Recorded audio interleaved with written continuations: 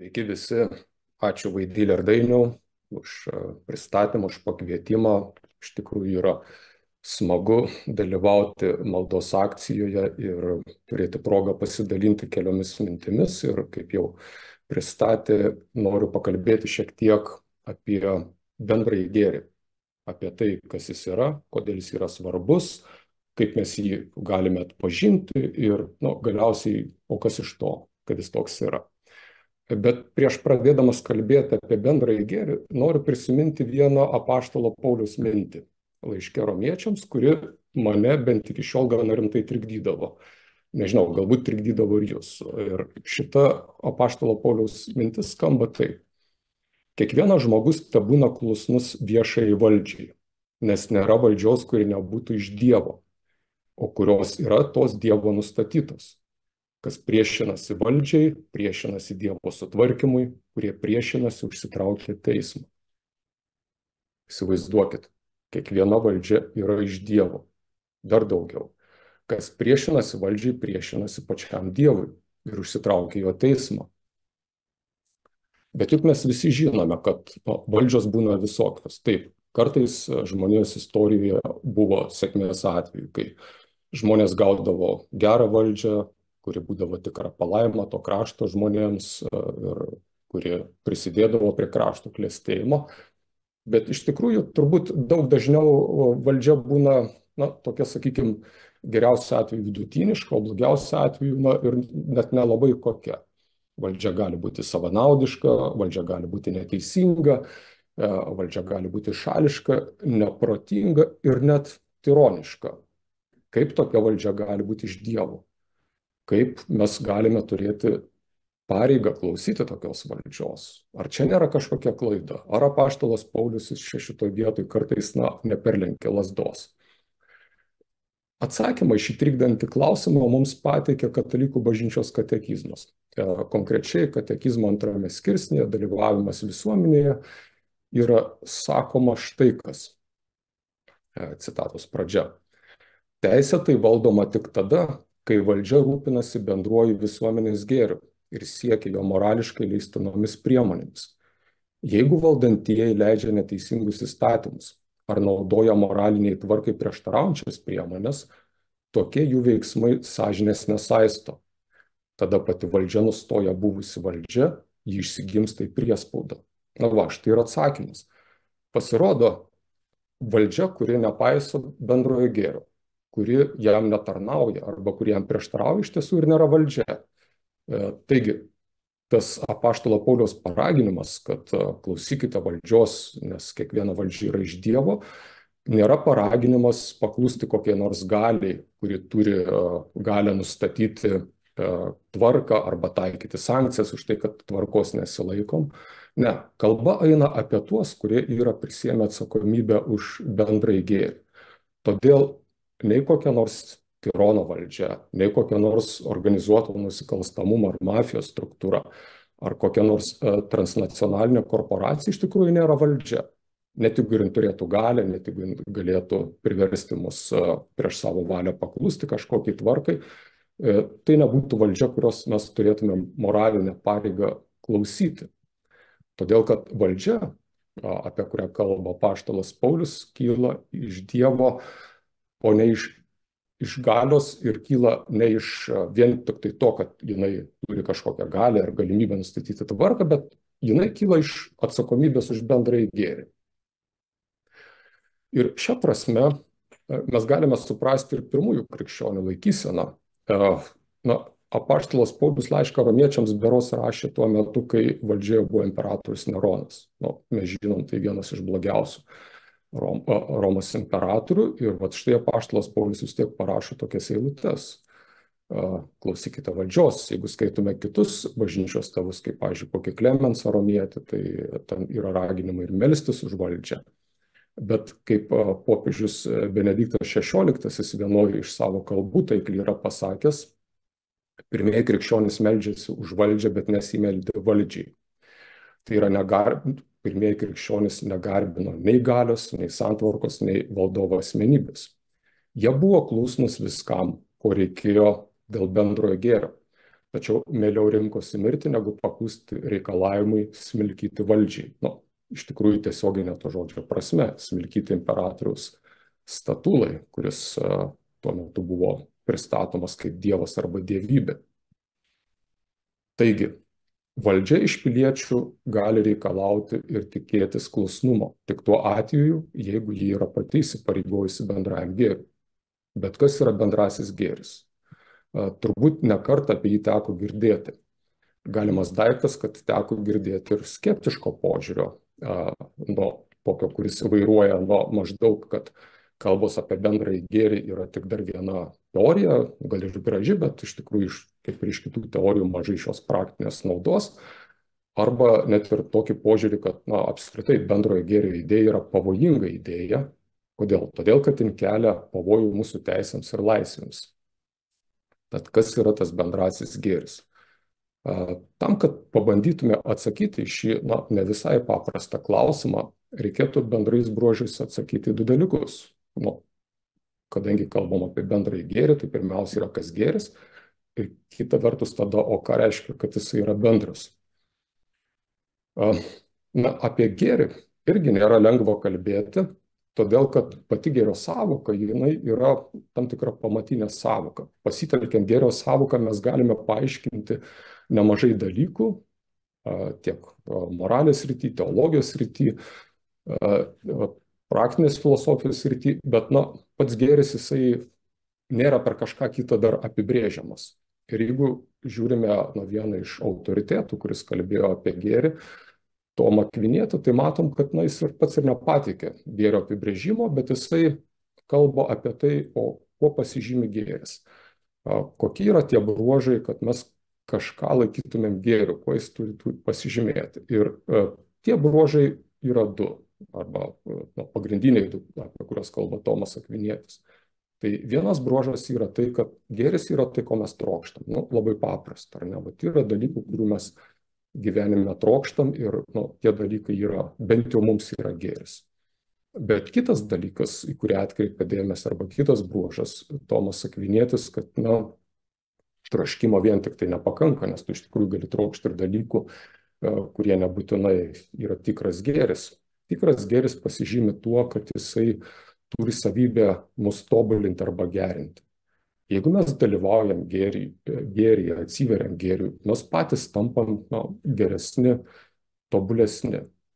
Ir jeigu mes kalbam, pavyzdžiui, apie tą gėrį, kuris gali egzistuoti arba egzistuoja visuomenėje, tai, pavyzdžiui, galime nesunkiai pastebėti, kad mūsų egzistencija yra tobulesnė, jeigu mes gyvenam taikioje, draugiškoje, kultūringoje aplinkoje, negu kad gyventumėm kokiam nors konfliktiškam, priešiškam ir nekultūringam pasauliu. Mums taip nepasisektų.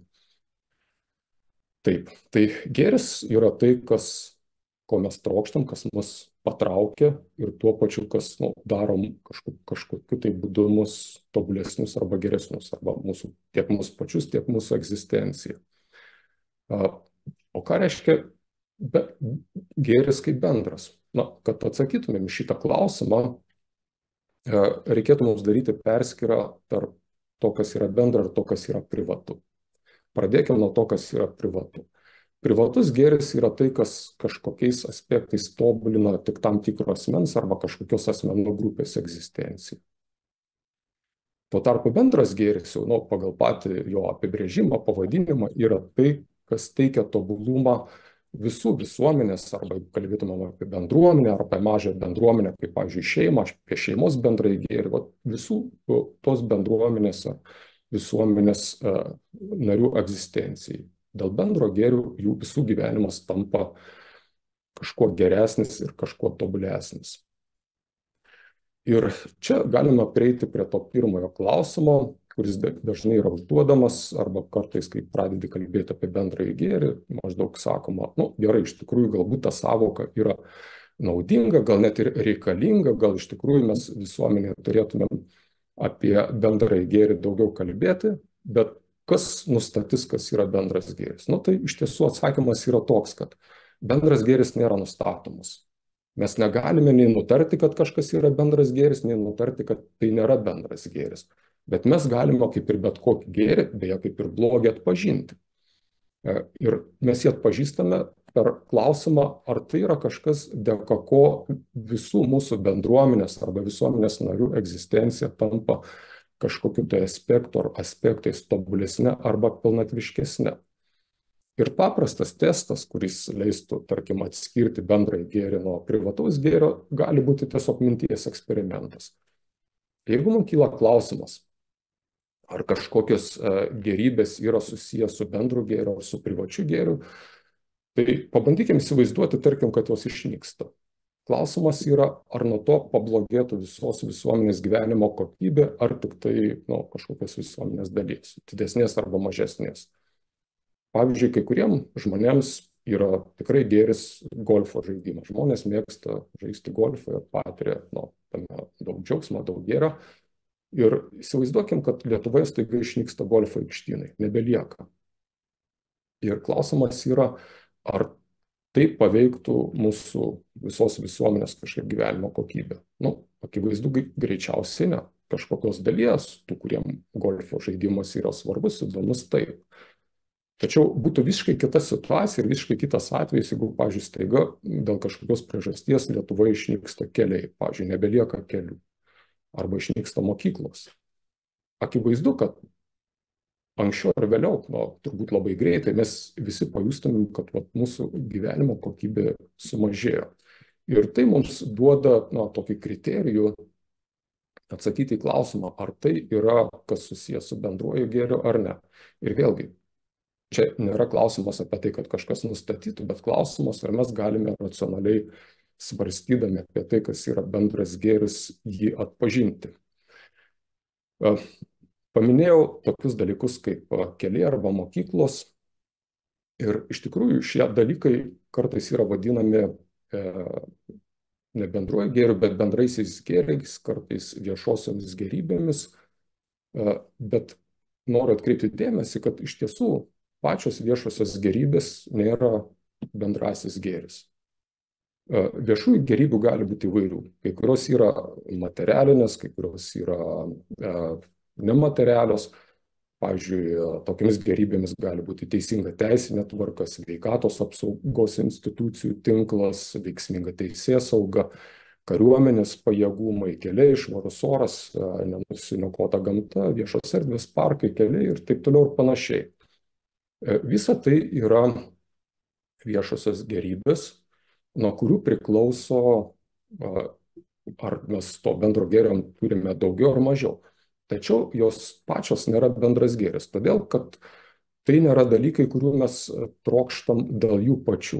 Kitaip tariant, mums kokia nors kariuomenė arba mokykla arba ligoninė nėra dalykas, dėl ko mes norėtume dėl jo paties. Tai yra dalykas, kuris įgalina tai, kad mes galime jaustis saugesni, turėti daugiau nacionalinio saugumo, galime turėti galimybę laisvai judėti, galime jaustis ramesni dėl savo sveikatos.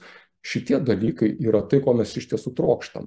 Tuo tarpu tos viešosios gėrybės yra tai, kas padeda tiems dalykams realizuotis arba bendrajam gėriui, tai ką mes vadiname bendruoju gėriu, būti realiam. Yra dar viena bendrojo gėrio savybė, be kurios iš tikrųjų mes nesuprastumėm galiausiai, apie ką yra tas bendrasis gėris ir kodėl jis yra svarbus ir kuria prasme yra svarbus.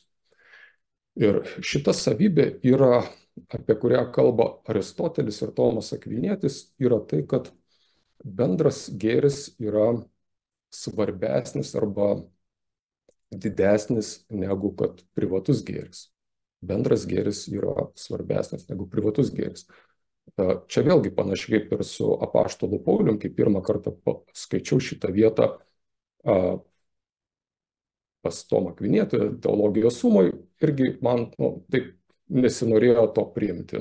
Juk aiškiai žinom, kad yra visokių gėrių, bet kas man pats svarbiausia, aišku, tas, kas yra arčiausiai manęs. Ir mano privatus gėris atrodo, kad turėtų būti daug svarbesnis, nes jis yra gėris, kuris yra prie manęs.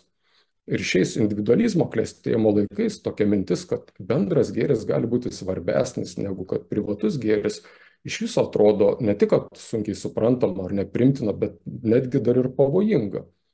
Nes jeigu bendrasis gėris yra svarbesnis už mano privatų gėrį, ar nebus taip, kad aš ir mano teisės bei laisvės bus paukotos kažkokiem kolektyviniam interesam bendro gėrio vardan? Toks nuogąstavimas, tiesą sakant, yra vienas iš labiausiai paplitusių klaidingų supratimų apie tai, kas iš tiesų yra bendrasis gėris. Ir kodėl jis iš tikrųjų yra svarbesnis arba pirmesnis. Tokio klaidingo įsivaizdavimo priežastis yra supratimas arba toks įsivaizdavimas, kad yra mano tikrasis gėris, kuris yra mano privatus gėris, kuris skirtas man asmeniškai ir tarnauja tiek man. Ir šalia to dar yra ne mano, bet bendras gėris, kur viskas gerai, kad jisai egzistuoja, bet jis yra kažkoks, sakykime, jau kaip ir ne visai mano. Kodėl ne visai mano? Todėl, kad jis nėra skirtas tik man. Tačiau klaidai, kurią atkreipia tie, kurie dėmesį, kurie išmano ir Tomą Akvinietį ir apskritai visą šitą bendrojo gėrio teoriją, kad iš tiesų tiek privatus, tiek bendrasis gėris žmogui yra jo paties asmeninis gėris. Skirtumas yra tik tas, ar tuo gėriu naudojasi aš vienas, ar tai yra gėris yra man ir daugam kitam. Bet kokia nors krašto saugumas, galimybė laisvai judėti, ramybė dėl savo ateities, galimybė turėti išsilavinimą, laisvai reikšti mintis, palaikyti draugiškus santykius su kitais žmonėmis. Tai nėra kažkas, kas būtų šalia kitoks ne mano gėris. Ne, visi šitie dalykai yra lygiai taip pat mano asmeniniai gėriai. Bet klausimas yra, o kodėl vis tik tai tie bendrieji gėriai, kurie, aišku, kaip paaiškėjo, yra irgi lygiai taip pat mano asmeniniai gėriai, kodėl jie turėtų būti svarbesni už, tarkim, mano privatų gėrį? Ir Tomo Akviniečio atsakymas yra štai koks. Jie yra svarbesni todėl, kad dalyvavimas bendrajame gėryje ir prisidėjimas prie jo mus labiau ištobulina mūsų egzistenciją, mūsų pačius, nei dalyvavimas tik mūsų privačiame gėryje. Pavyzdys toks būtų iliustruojantis šitą idėją, įsivaizduokim šeimą.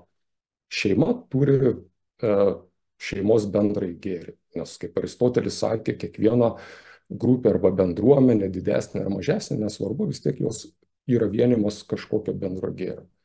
Ir dabar, tarkim, kiekvienas šeimos narys, jie turi savo gėrius, kurie yra šeimoje bendri ir jais dalinasi, jose dalyvauja, aišku, kiekvienas dar gali turėti ir savo kažkokį asmeninį, privatų ir paprastai turi gėrį.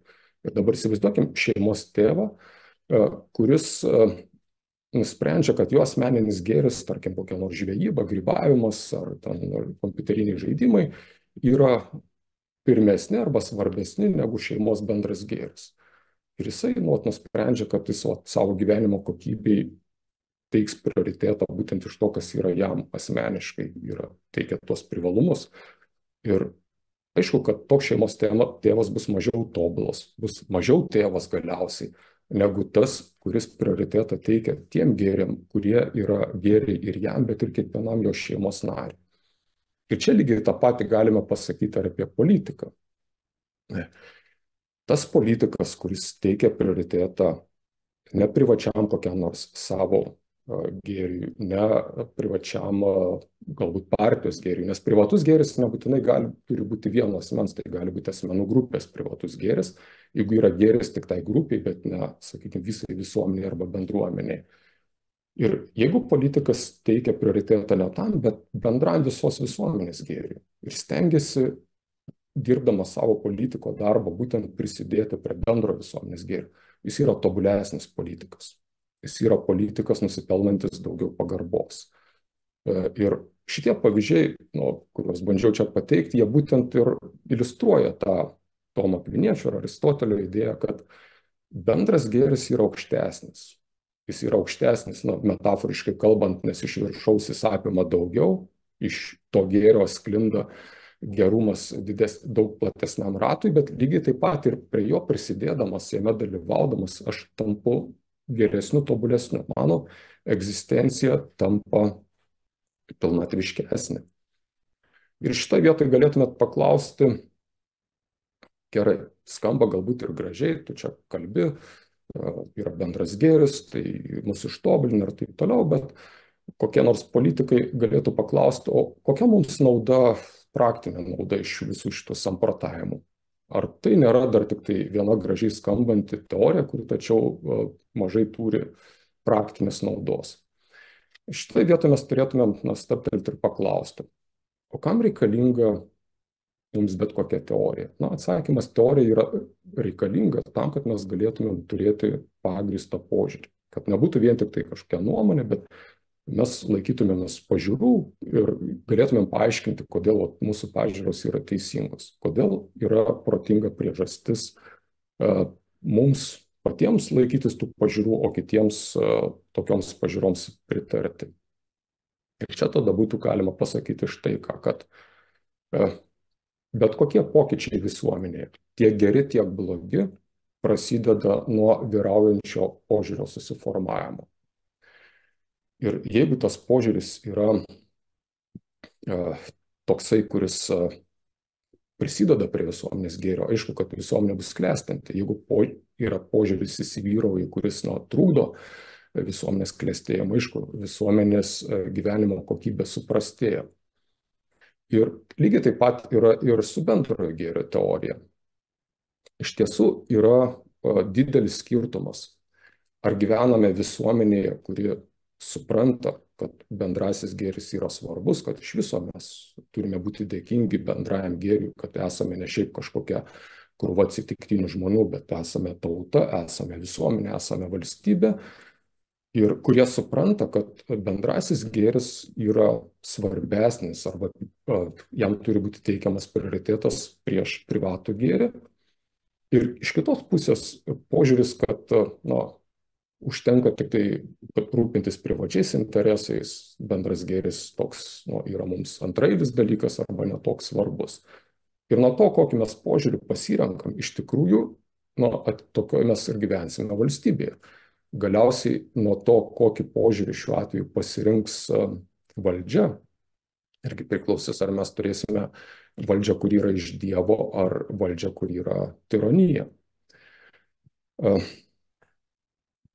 Norėčiau trumpai tai paminėti porą aspektų arba pasekmių, kokias mums gali sukelti tai, ar mes bendrąjį gėrį laikome svarbiu ir ar manome, kad ten turi būti mūsų valstybės visoje sanklodėje teikiamas prioritetas, ar mes laikome, kad vis tik tai pagrindinis dalykas, į ką turi orientuotis valstybė, yra privatus gėris. Ir šitas puikiai atsiskleidžia, kai kalbama apie tvarką, kuri įgalina, užtikrina mūsų laisvę. Bet kokia tvarka yra pasižymi dviem savybėm, nesvarbu, kokia tvarka būtų. Jinai egzistuoja paprastai dėl kažkokio gėrio, nebūna tvarkos, kuri nekreiptų į kažkokį kažkieno gėrį, ir bet kokia tvarka neišvengiamai nustato ribas mūsų laisvai. Ir jeigu žiūrėtumėm į įstatymą nustatytą tvarką, tai nesvarbu, ar, pavyzdžiui, įstatymai leidžiantis abortą, ar įstatymai draudžiantis abortą, ar įstatymai saugantis žodžio laisvę, ar priešingai draudžiantis taip vadinamą neapykantos kalbą, visi jie siekia kažkokio gėrio. Jie patys nėra prieš gėrį. Klausimas yra kitas. Kokio gėrio jie siekia ir ar tas gėris yra kažkieno privatus gėris, ar tas gėris yra mūsų visų visuomenės bendras gėris. Tvarka nevaržo mano laisvės tik tuo atveju, jeigu aš turiu vidinę priežastį tos tvarkos laikytis. Panašiai kaip kelių eismo taisyklės mano laisvės nevaržo, aš nejaučiu priespaudos, todėl kad mieste yra ribojamas eismo greitis, kad turiu laikytis kelio eismo ženklų. Kodėl? Todėl, kad aš suprantu, kad ta tvarka yra dėl gėrio, kurio aš pats noriu. Šiuo atveju mano saugumas kelyje. Ir jeigu ta tvarka valstybėje, jinai tarnauja bendram gėriui, kuris yra lygiai taip pat ir mano gėris, asmeninis gėris, bet ir taip pat yra kiekvieno visuomenės nario gėris. Ir aš tai suprantu. Tokia tvarka manęs neverčia laikytis nelaisvų ar kaip nors suvaržytų ar represuotų. Bet jeigu valstybėje egzistuoja tvarka, kuri nustatyta ne mūsų visų bendram gėriui, bet kažkieno privačiam gėriui, ar tai kokios nors grupės, interesų grupės gėriui, ar panašiai, aš tokioj atveju iš tikrųjų, neturiu jokios vidinės priežasties pirmiausiai tokios tvarkos laikytis, nes jin yra mano laisvė varžoma ne dėl mano paties, bet dėl kažkieno kito naudos. Ir čia ir pasimato pati, tos bendrojo gėrio teorijos, tai pavadinkim, prasmė ir funkcija, kad jeigu mes politinėme gyvenime, jeigu mūsų valdžia iš tikrųjų rimtai žiūri bendrąjį gėrį, jeigu jin laiko svarbesnį jį už kažkokius partinius interesus ar asmeninius interesus, jinai yra pajėgi kurti laisvą visuomenę. Kitaip tariant, nustatyti tvarką, kuriai mes turėtumėm priežastį, kurios laikytis visi, vidinę priežastį, kuri mūsų nevaržytų, kuri mūsų nepribotų. Bet lygiai tą patį galim pasakyti ir apie demokratiją. Čia labai trumpai, demokratija atrodo kaip ir sprendimas atrodo tos problemos, kad kažkas ateis ir mums primes svetimą gėrį. Bet problema yra ta, kad dauguma irgi gali tapti tironiška.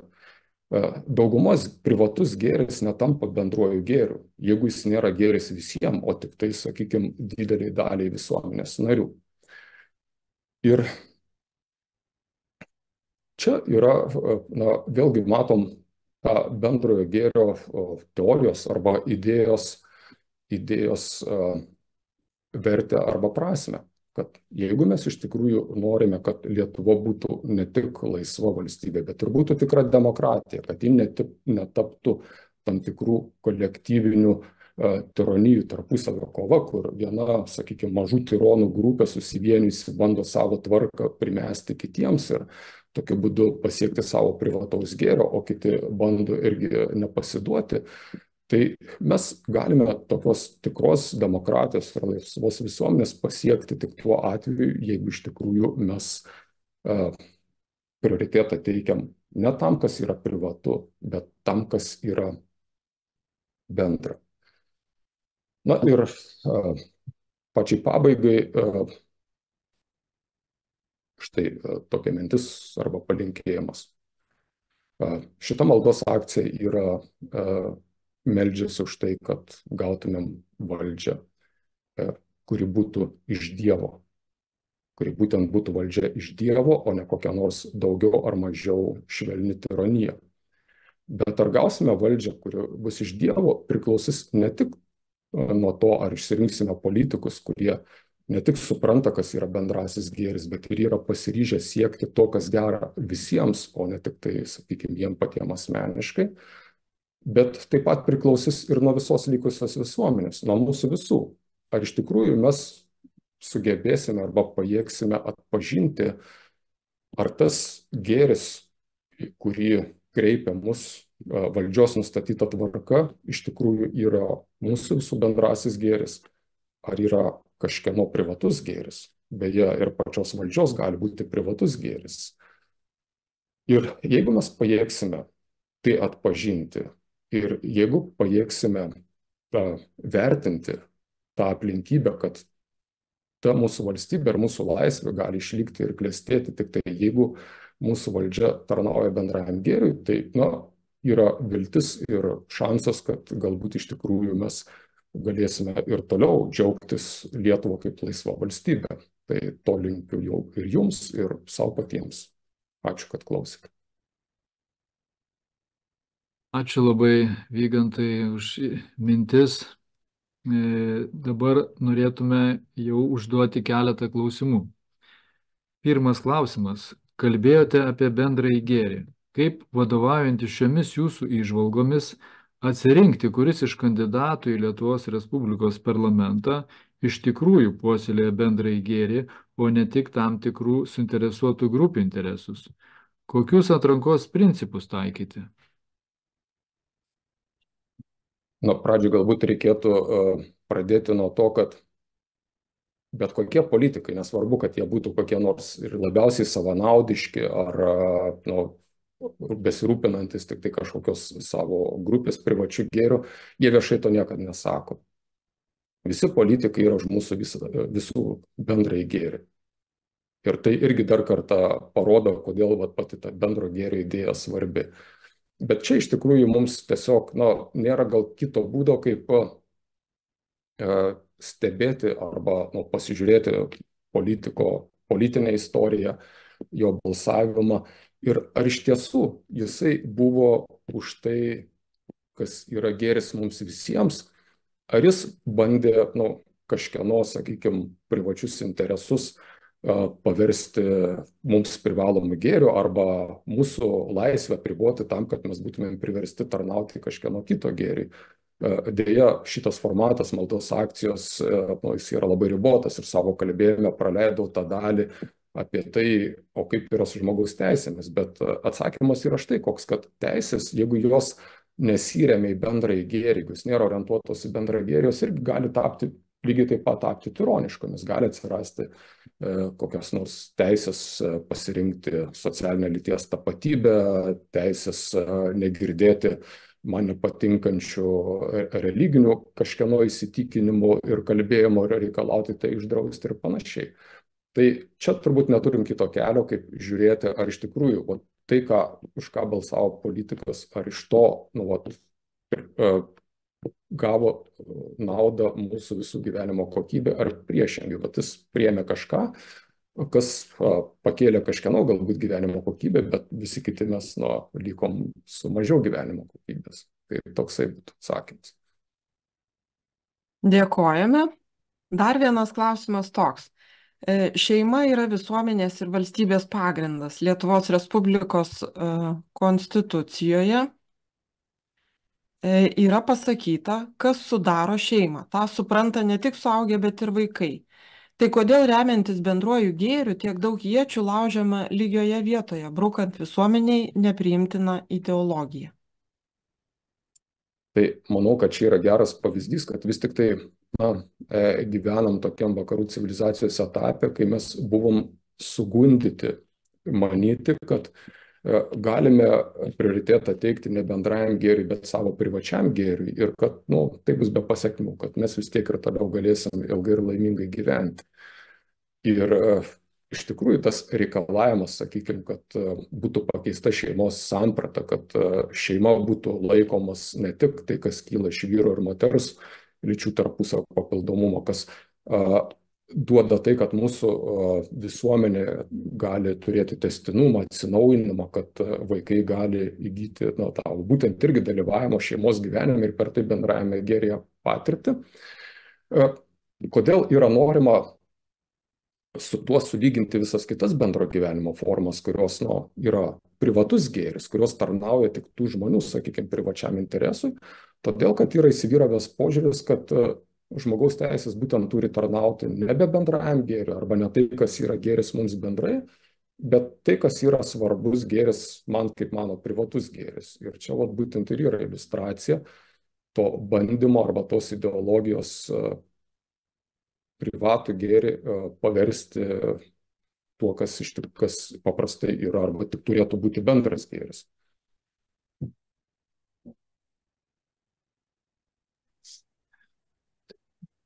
Dar vienas klausimas. Asmens teisė į privatų gyvenimą ir jo laisvę pasirinkti gyvenimo būdą, religiją, įsitikinimus demokratinėje valstybėje laikoma taip pat bendruoju gėriu. Kaip šiame kontekste atrodo politikų siekis įstatymų įtvirtinti vienalyčių porų santykius? Tai pirmiausia, iš tikrųjų taip, kad tavo paties asmeniniai privatūs gėriai nėra bendro gėrio dalykas. Pavyzdžiui, koks nors tavo ten asmeninis hobis ar taip toliau nėra viešoji gėrybė. Yra tavo gėrybė, tarnauja tavo asmeniniam privačiam gėriui. Bet, kaip ir paminėjot, bendras gėris yra tai, kad mes kiekvienas galim turėti asmeninę privačią erdvę visuomenėje, kurioje galime, sakykime, be niekieno kažkieno nurodinėjimų išorinio gyventi, vat, pasirinkti tą gyvenimo būdą, kuris mums patinka, tą gyvenimo stilių. Ir, sakykime, laisvoje Lietuvoje nieks nedraudžia privačiai gyvenime gyventi taip, kaip nori, su kuo nori, įsivaizduoti, kaip nori savo šeimą. Pavyzdžiui, aš, sakykime, savo katiną vadinu šeimos nariu ir tai papostinu į Facebooką, už tai nesusilauksiu jokių sankcijų. Tai yra mano privatus reikalas. Bet kur yra problema? Yra problema, kad būtent čia vėlgi matom tą pačią situaciją, kai tai, kas yra žmogaus privatus gėris, ką jis turi galimybę laisvai praktikuoti ir kuo džiaugti savo privačioje erdvėje, norima padaryti įstatymo pagalba viešuoju arba bendru gėriu. Kitaip tariant, uždėti jam bendrojo gėrio etiketę, kad jisai galėtų irgi reikalauti lygiai tokio pat statuso, kaip ir tie, kurie iš tikrųjų pasirenka tokį gyvenimo būdą, kuris realiai prisideda prie visos visuomenės gėrio ir netgi yra būtinas, nepamainomas, kaip būtent iš vyro ir moters santuokos kylanti šeima, kuri gali gimdyti ir auginti vaikus. Ačiū. Klausimas dar prašo patikslinti, kuo skiriasi bendrasis gėris ir viešasis interesas, jeigu skiriasi? Geras klausimas. Iš tikrųjų, 17 amžiuje, kai prasidėjo modernizmas, apšvieta ir visas šitas visuomenės modernimo projektas, didelė dalis to projekto buvo vykdoma bandymas išsilaisvinti iš tos, sakykime, klasikinės tradicijos, kuri siekia senovės graikų laikus. Ir toj klasikiniai tradicijai pagrindinė idėja buvo, kad visa visuomenė arba bendruomenė egzistuoja dėl bendro gėrio. Ir tuo metu atsiranda tokia teorija arba idėja, kad iš tikrųjų bendro gėrio nėra arba jis nėra svarbus, bet yra privatus interesai. Ir tam tikri interesai sutampa ir jie, kurie sutampa, tai ir yra viešas interesas.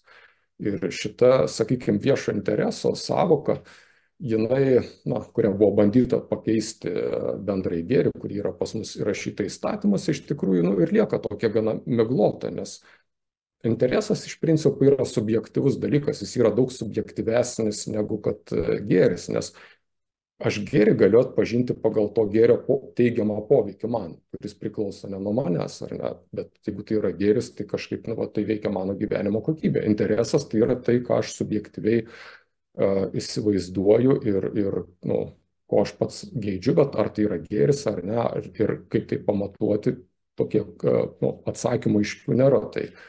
Tai, žodžiu, iš to mano ilgo šnekėjimo turbūt mintis būtų tokia, kad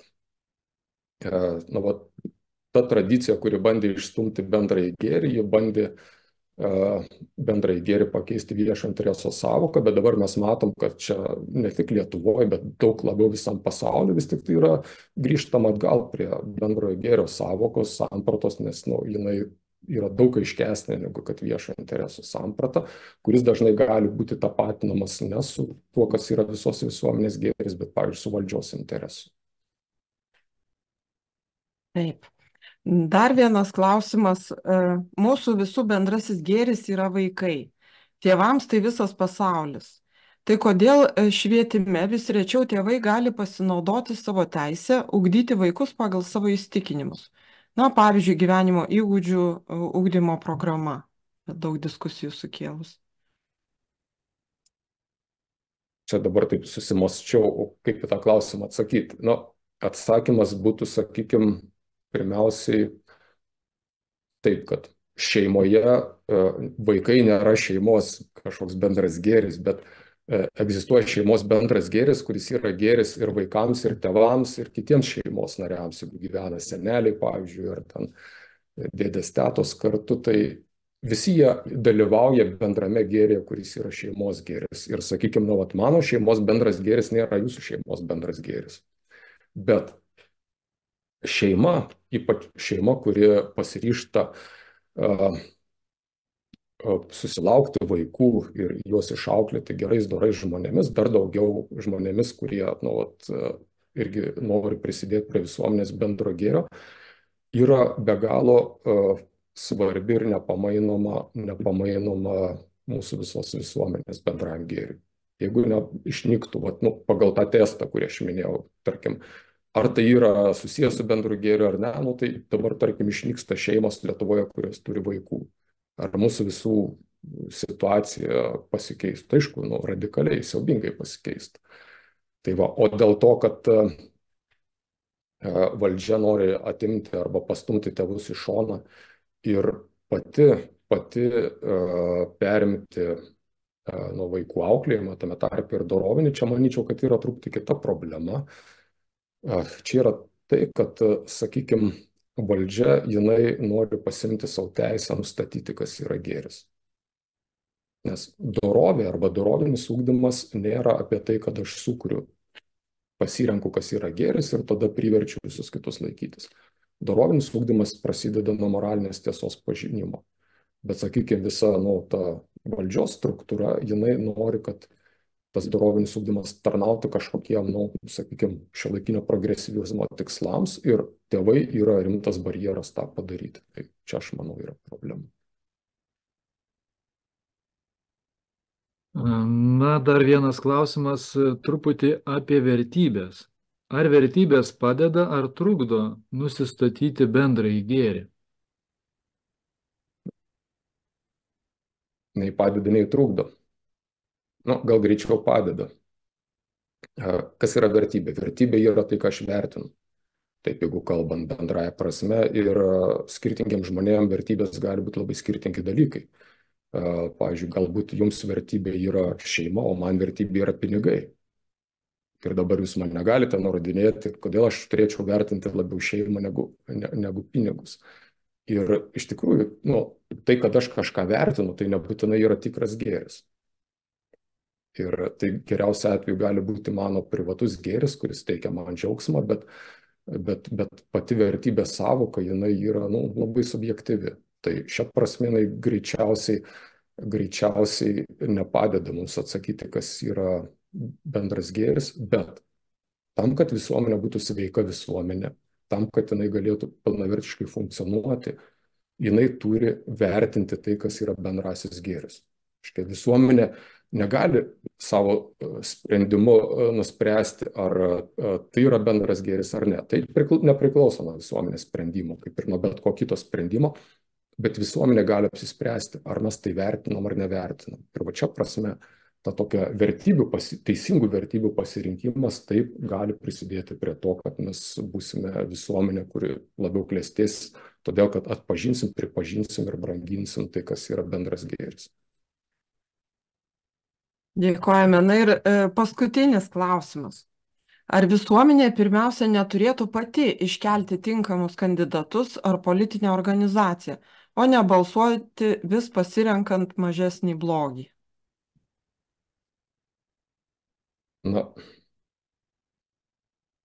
Nieks netrukdo visuomeniai sukurti politinę organizaciją ir per tai iškelti tuos kandidatus. Ir čia matau mūsų tarpe Audrių Globį, kuris mėgsta sakyti, kad tam, kad visuomenę pakeisti, užtenka ten kiek 2 procentų ar kiek, tai užtenka, kad susiorganizuotų 2 procentai mūsų visuomenės ir jie gali iškelti kandidatus ir padaryti, kad jie patektų į Seimą.